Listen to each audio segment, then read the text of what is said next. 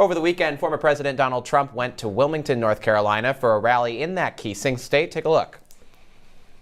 Oh, what a crowd this is. That's a big, beautiful. We flew over and I said, that's a lot of people. That's a lot of people. We have a little thing called an election coming up, and we're going to win this election. You know, I don't know if you've seen the polls, but they're very good.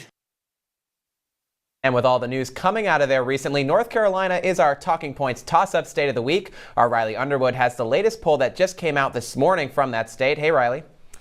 Hey, Luke. Yeah, New York Times and Siena poll have Donald Trump up 2 points on Kamala Harris in the Tar Heel state among likely voters, an improvement from some other recent polls that have the two about even.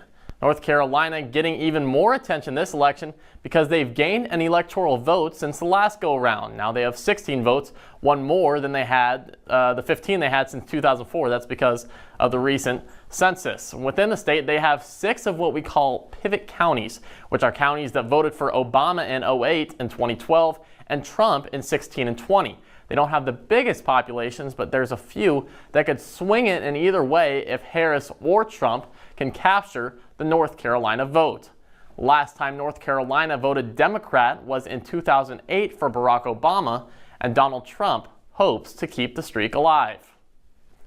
Riley, thank you so much. It's a really competitive state for sure.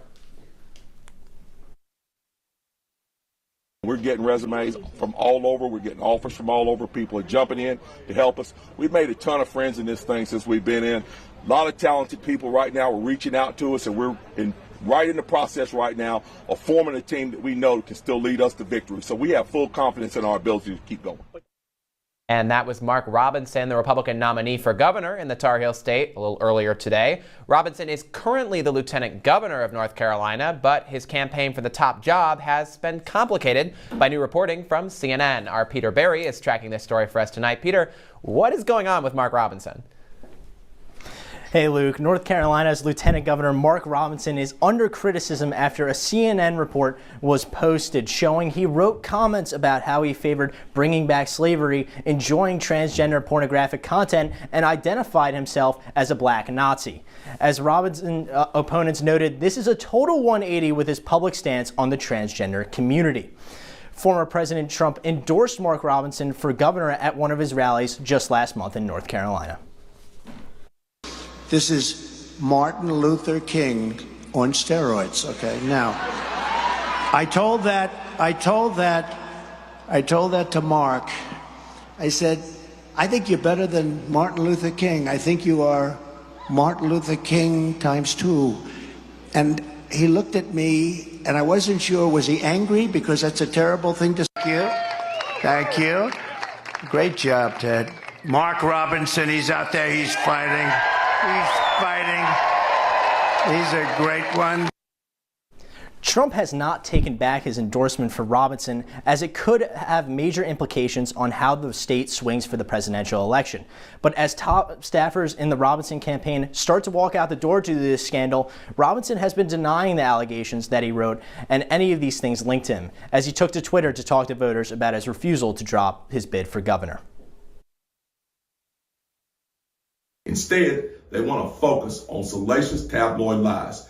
We're not going to let them do that. We are staying in this race. We are in it to win it. And we know that with your help, we will. God bless you. And we will see you where? On the campaign trail. So let's take a look at the polling. He's facing current Attorney General Josh Stein, but he's down 11 points according to The Hill. But this report didn't really change anything, as he was already down 10 points. Trump had his rally 2 days ago, but in North Carolina, but he was not mentioned by name or by any of the speakers. But stranger things have happened, as the Republican governor, Pat McElroy, was down less than a point and lost to a Democratic challenger back in 2016 when Trump won the state back in 2016 by more than 4 points. Yeah, Peter, so interesting here to talk about how the down ballot races are going to affect the presidential race.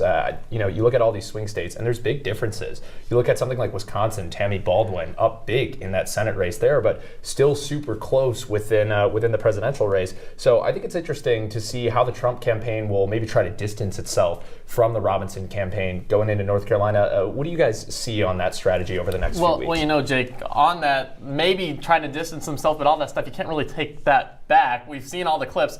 And the Harris campaign, they're capitalizing off of it. They're releasing those attack ads, trying to really link them together, kind of saying this is his guy.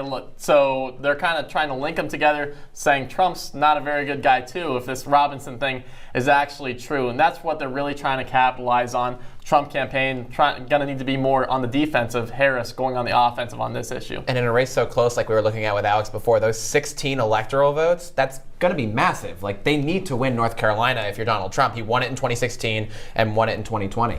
Yeah, he could lose 3 out of the 6 states, but he has to win North Carolina, he has to win Pennsylvania, he also has to win Georgia. But Mark Robinson isn't going to really bring any swing voters to the Trump conversation, as more moderate voters are not really looking for someone who has comments on a transgender pornographic website. Yeah. Great points from everyone there. We'll take a look at that poll one more time. We see Josh Stein up by about 11 points. I'm sure we'll see that update a little bit as this Robinson story sinks in a little bit in North Carolina. But coming up on